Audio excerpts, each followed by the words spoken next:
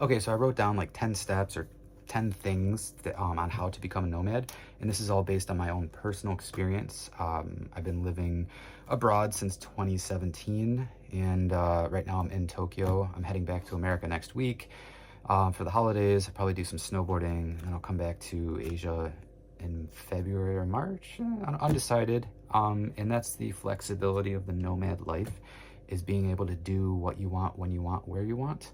So if you're into that for 2026, 2027, or any time after that, these are the basic steps of how to do that. But at a high level, really all it takes is like selling your stuff, subletting your apartment if you need to, or getting out of a contract, choosing a country, buying the ticket, and then just going. And, knowing the requirements and, having a plan for money.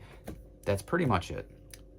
But of course, there's more details and more nuance. So I put together this list of sort of like more practical things. And if you want to reference it, all of this is available in a free course that I created on my website. There's no email sign up or anything, but it's easy. It has more details and easier to reference if you want to check that out. I'll leave a link in the description. Otherwise, the first one is really just sort of define your definition of nomad.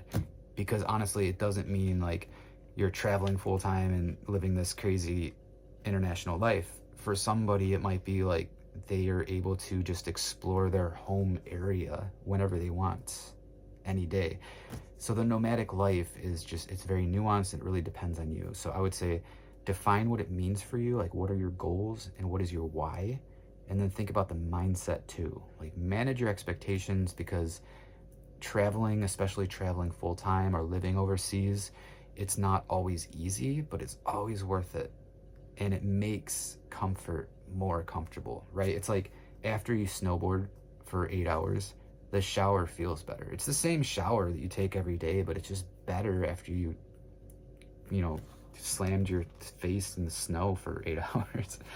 And that's the point. Travel, it makes you appreciate things differently, and it's uncomfortable sometimes, but it's totally worth it.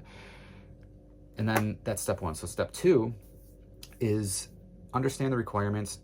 There's not really like requirements for becoming a nomad, except for like have a passport and like a way to make money and like a semi-clean criminal record. I guess it depends what you did. I don't even know if that's a rule, but just understand the basic requirements. And then really it's just choosing how you'll become a nomad. In my experience or my opinion, there's 5 main paths. So path 1 is you work abroad. That's how I got started. I was an English teacher in Tokyo, and eventually I transitioned to remote work because of the pandemic. But yeah, so working abroad in any sort of job gets you a work visa, and a company sponsors you to live there. Technically, you're an expat, but really it's like a segue into a nomadic life. The second path is to work remotely. This could be like freelancing, or if you have a flexible company that you work for and you can work remotely without a time zone restriction. Some people do that. Or if you're some sort of contract work, even teaching English online, I do that sometimes still. It's just any sort of like digital remote work. And then path 3 is becoming a part-time nomad, where you spend part of your time in your home country working part-time jobs, maybe like driving for Uber or working at a cafe, or if you have a family or friend that owns a business, just to save money for a few months, and then you go travel for a few months and you just go back and forth. I've done that before too. I'm kind of like a part-time nomad, honestly, because I spend a lot of time in my home country, and then I come back to Japan a lot. And then path 4 is entrepreneurial path, and that's where you're setting up a business either in a destination or online. If you're operating the business in the country, you'll need to look into like a business visa, but I know a lot of nomads do like e-commerce or content creation, influencing, starting YouTube, starting a blog. There's a lot of different businesses that you can create online now, and that path is obviously an exciting and popular one. I would just think about savings, because unless you have experience or a mentor or upfront capital for investment, it will probably take you time to start making sustainable income that's reliable. And then the 5th path is volunteering. There are different programs for like homestays, or working at like farms, or working somewhere in exchange for free accommodation and or free food. So that's another path. Even like house sitting, You can like move around the country and stay at places for free by watching people's houses. So volunteering is another way to enter the nomadic life. And then those are the 5 paths. So choose which one feels right for you based on, you know, your goals and preferences. And then the third step is really just choose a country. Some countries are better, some are more popular, like especially like if you're an entrepreneurial type or creator, like Bali's really popular. Certain countries have easier digital nomads, like Portugal, Spain, even Japan has a digital nomad visa, but it's a little stricter and bureaucratic. So yeah, just look at, there's a lot of different countries that you can move to. Just make sure you understand the entry requirements, and then just plan where like, don't just buy a one-way ticket. If you're on a tourist visa, you need to have proof of onward travel, meaning when you show up to the country, you have another ticket proving that you're going to leave, because somebody somewhere they might not, but they often ask, or like when you're checking in at the airline, often they'll ask like how long you're staying, do you have a ticket home? So make sure you have a proof of onward travel. You can always change that ticket later, but just prove to somebody that you are intending to leave the country. Unless you have a work visa, then you're allowed to be there long term. Next one is accommodations and mail. So if you're leaving, if you don't have like a permanent address in your home country, you can look into having like a virtual mailbox. If you just Google virtual mailbox, there's some companies that provide that for you, somewhere to send your mail, and manage that. Otherwise, like me, like I just use my parents' address. So if you have like a family that you can send mail to, that helps. And then accommodations, Airbnb is popular. I think it's good for like short-term stays or like quick trips, but I prefer share houses and or local companies, especially share house companies that cater to travelers, which they usually do. They're flexible contracts, they support the local economy and local businesses, and they're a great way to have instant community. And that's really important, which leads me to the next step, is thinking about community. When you're overseas, share houses are a great way to meet other travelers and other locals. Otherwise, just try to get involved in the local community. Think about like different groups or meetups. You know, use your gut, don't meet weirdos, but having some sort of social life is important as a nomad, because it's difficult when you're constantly leaving and coming, or coming and going. You know, you meet amazing people and you always have to say bye, which is difficult, which is another reason I like having a home base, like a main place that you like to go. For me, it's Japan, and I have a large group of friends and network here from teaching, and also every time I come back and stay at a share house, I always meet new people. So think about community. All right, so accommodations, mail, community. Next is think about phone data. You need to have connection to the internet. I guess you don't need to. You should. You totally should. It's 2026 now, so think about having your phone. You can get like an eSIM pretty easy these days. I think like a popular company is Arilo. I'll link it below. It's also in the course if you check out my website. But yeah, you can get an eSIM or a physical SIM card. Right now, I'm looking to like your phone provider in your home country. They probably have an international plan. You can ask them, or you can look into how much money that costs, because that's what I'm using right now. It's really simple, because all I do is restart my phone whenever I land in the new country, and I instantly have access to the internet. I'm also not like using a ton of data and streaming videos and stuff. I usually just use it for like navigation and like messaging. But yeah, think about data. And then the next one is think about insurance, because obviously your travel or your health insurance won't work from your home country in a different one. So you want to get travel insurance.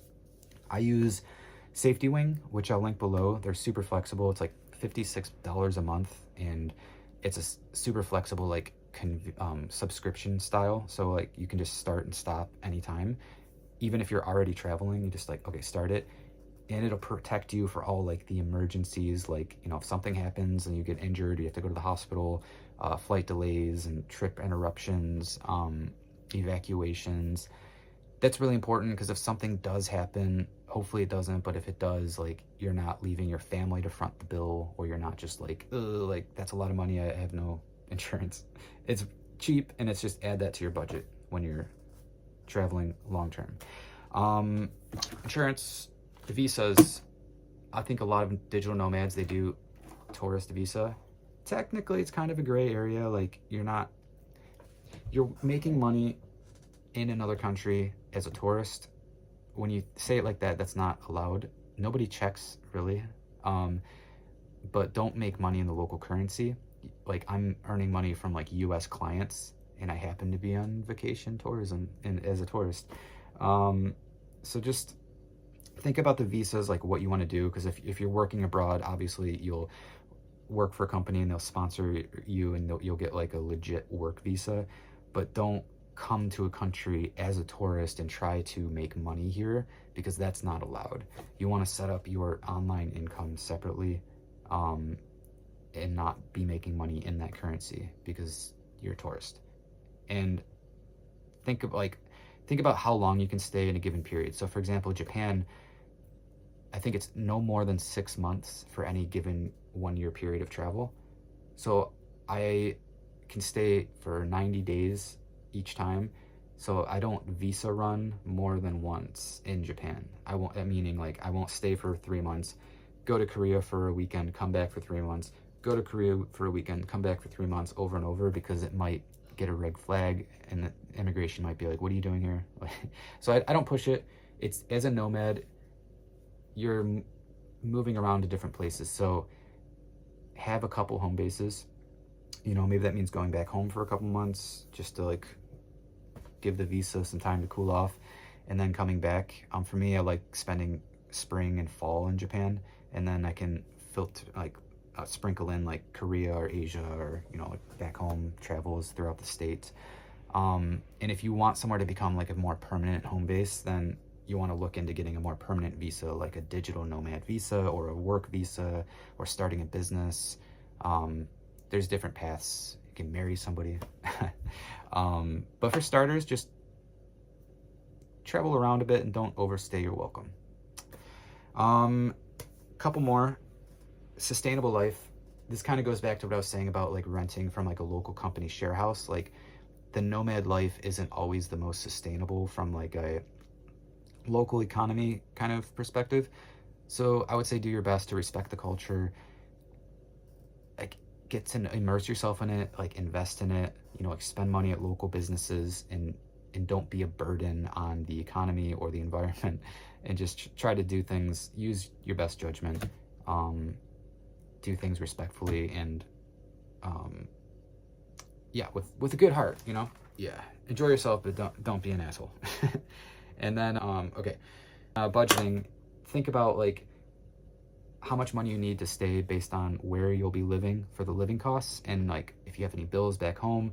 I would say don't try to break even, but have more, and have at least enough money to have a plane ticket home or a good credit score to take out a micro loan for a plane ticket home, because things happen, and if you're always breaking even, it can be stressful. You don't have anything extra in case like you need a plane ticket or something. So just do some light budgeting based on how you live, your bills, where you're living. And then the last one is everybody's favorite topic, which is taxes. So just because you're living overseas, not spending time in your home country, does not mean that you don't need to file taxes. At least as an American, I don't know how other countries work, but as an American, I always have to file taxes, even if I'm not living in America. Especially as a digital nomad on a tourist visa, like you have to pay taxes somewhere. That's the truth. Unfortunately, we don't have like a digital citizenship thing. I don't know if that's what the progress is on that, but you'll have to file taxes with your government, and just don't skip that part because it is very important. And that's it. Those are the basic 10 things that are most important. But again, it really comes down to deciding where you want to go, having enough money, double checking the entry requirements, and then buying the ticket and a proof of onward travel ticket, and then just going. And you don't need to go overseas and live a crazy international life. It can be in the same country, and you like to hop around and explore different towns. So define your nomad and just go. And if, again, I'll link the course in the description below. There's no email or anything. Just check it out for reference. And let me know if you have any questions or comments, and let me know where you want to go. Maybe I'll see you out here in the nomad life. And thanks for watching. Like and subscribe if you like this kind of content. Travel, nomadic life, jumping into the unknown, that kind of lifestyle. And I'll see you in the next video. Thanks for watching. Later.